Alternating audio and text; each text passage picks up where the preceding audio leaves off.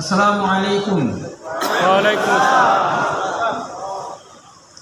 লা ইউকাল্লিফুল্লাহু নাফসান ইল্লা বিসমিল্লাহ বলতে মনে মনে বলছি বুঝছো ঠিকঠাক আছে। আমি খালি বলি আউযু বিল্লাহি মিনাশ শাইতানির রাজিম বিসমিল্লাহির রাহমানির রহিম লা ইউকাল্লিফুল্লাহু নাফসান ইল্লা উসআহা লাহা মা কাসাবাত ওয়া আলাইহা মা কাসাবাত রব্বানা লা তুআখিযনা ইন নাসিনা ওয়া আখতানা রব্বানা ওয়া লা তাহমিল আলাইনা ইসরান কামা হামালতাহু আলাল লাযিনা মিন ক্বাবলিনা রব্বানা ওয়া লা তুহাম্মিলনা মা লা তাকাতা লানা বিহি ওয়া'ফু আন্না ওয়াগফির লানা ওয়ারহামনা আনতা মাওলানা ফানসুরনা আলাল কওমিল কাফিরিন। উপস্থিত আজকে আমার অত্যন্ত প্রিয় জানের মানুষ, আমার বাবু সম্পর্কে আমার আত্মীয়, আমার ভাগ্নি হয়। বলছে একটা কথা, বিপদের সময় যখন চরম বিপদের সময় আমাদের, সেই সময় আমরা আমাদের বিভিন্ন জায়গায় গিয়ে এই আল্লাহকে রক্ষার জন্য উনি চেষ্টা করছেন। এইটি বলার জন্য বলার মতো বলার কথা বলতে পারি, কিন্তু এখন বলবো না। শুধু উনি কী করেছেন সেই বিপদের সময় এইটুকু দাঁড়ানোর জন্য আপনার বলছি। চরম বিপদ। আমি কিছুকাল প্রায় 3 বছর ম্যাডামের বডিগার্ড হিসাবে ডিসি প্রশাসনে ছিলাম, বুঝতে পারছেন। আমি ওনার সঙ্গে সেই সময় ম্যাডাম হচ্ছে না, যখন আমাদের চরম বিপদ, আমি মামাকে বললাম ব্যাপার বেটারে এখন কী করবো, আপনার চুপ থাকার ব্যবস্থা আমি দিচ্ছি। ইসাহারে সেই বিপদের সময় এই শিমুল বিশ্বাস তার সমস্ত দায়িত্ব কি দিছিল, কীভাবে ম্যাডামের যাই বললো করলো, আমাকে সঙ্গে নিল, আমুকে চললাম, আমাকে আর চিনতে পারলো, যেহেতু আমি তার সাথে 3 বছর ওই ম্যাডামের সঙ্গে ছিলাম। বডিগার্ড হিসাবে বলবো, ডিসি প্রোটেকশন তিনি।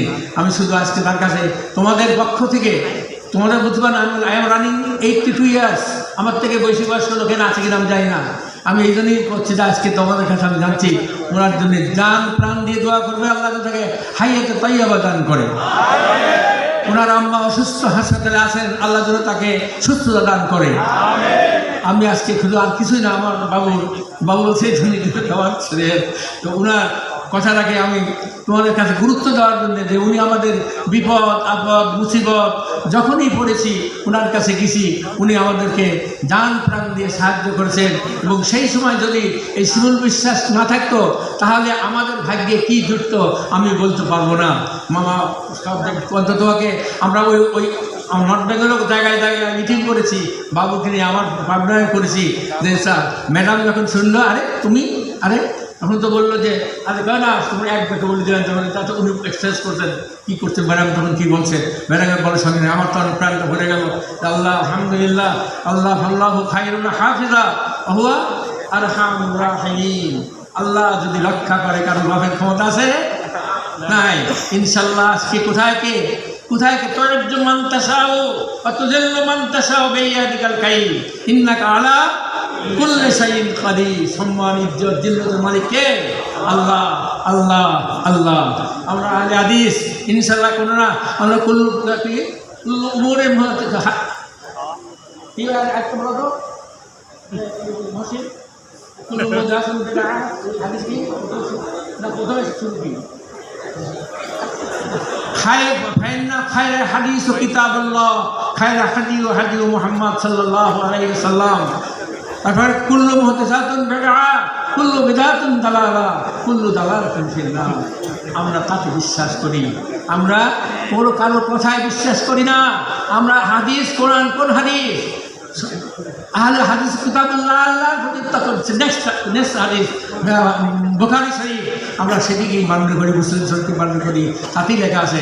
আমার এই বাচ্চারা যারা এখানে বসে আছে, বাচ্চা ভাই ভাইরা, মনে রাখবা আল্লাহ যদি রহম করে, আল্লাহ সব কিছুর মালিক, আল্লাহ যদি সাহায্য করে, মানুষ ডুবাতে চাইলে পারবে না, পারবে না, পারবে না। ইনশাল্লাহ একদিন আমরা একজন কেউ না কেউ আসবে। আজকে আমার সুন্দরী বলতে রেখে দিয়ে আমার একই জায়গায় বাড়ি, বেশি তো মানে আবির্ভাব হয়ে যাচ্ছি, কথা বলতে পারছি না। তা আমি শুধু এইটুকু বলবো যে আমাদের বিপদ আপদ মুসিবতের সময় এই ছেলে আমাদেরকে যেভাবে সাহায্য করেছে আল্লাহর তরফ থেকে, নেক্সট টাইমে যদি কোনো এরকম কিছু হয় সেজন্য আমাদেরকে সাহায্য করবে এই আশা রাখে। এবং তোমরা দৃঢ় বিশ্বাস রাখবে যে আমাদের উপর আল্লাহ আছে, আল্লাহ সাহায্যের জন্য বিভিন্ন সময় মানুষকে প্রেরণ করে ইজ ওয়ান অফ দে বাই তেজু ইন দ্যাট মোমেন্ট এমন একটা পরিস্থিতি হয়েছিল আমরা পুনরায় কথা বলতে পারছিলাম না। আমার এই শরীর বিশ্বাস, আমি তাকে শ্রদ্ধা করি, স্নেহ করি, আদর করি। তার নেতৃত্বে আমরা সেই সময় অনেক জায়গায় অনেকবার ঘুরেছি, কথা বলেছি। এবং যখন উনি ম্যাডামের সঙ্গে কথা বললেন, ম্যাডামকে যখন কনভিন্স করে ফেললেন, তখন আমি মনে করি আল্লাহ আর ইনশাল্লাহ কোনো অসুবিধে হলে বলবো আমি মনে করি না, ইনশাআল্লাহ হেফাজত করার মালিক। তো সেজন্য আমি বলবো আজকে আমি আপনার কাছে দাঁড়িয়েছি, বিশেষ করে ওরা আম্মা অত্যন্ত অসুস্থ, তার জন্য দোয়া করবেন যেন তাকে সুস্থতা দান করে। আর আমার বাবুই তো অসুস্থ, তার জন্য একটু দোয়া করবেন সেজন্য সুস্থ থাকে। আমি এই কথা বলে তোমরা আজকে এমন একটা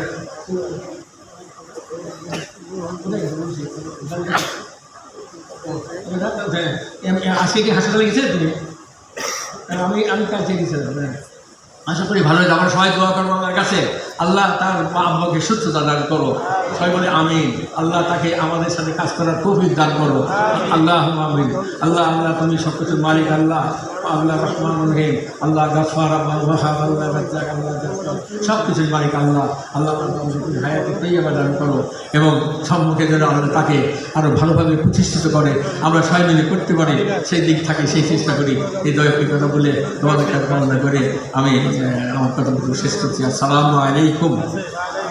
আজকে কিন্তু আমাকে তোমার এখানে দাওয়াত করেনি, ওটা আমি ইচ্ছে করে গাইছি।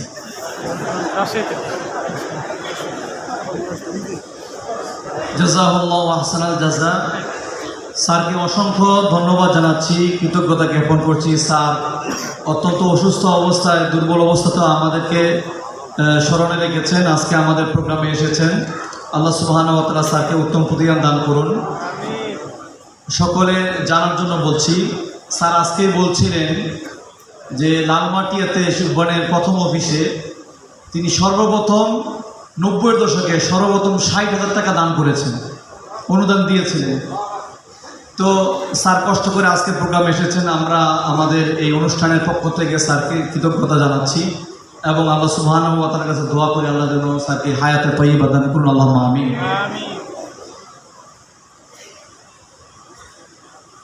আরেকটি সম্মাননা স্মারক বাকি রয়েছে, সকলের জ্ঞাতার্থে বলছি।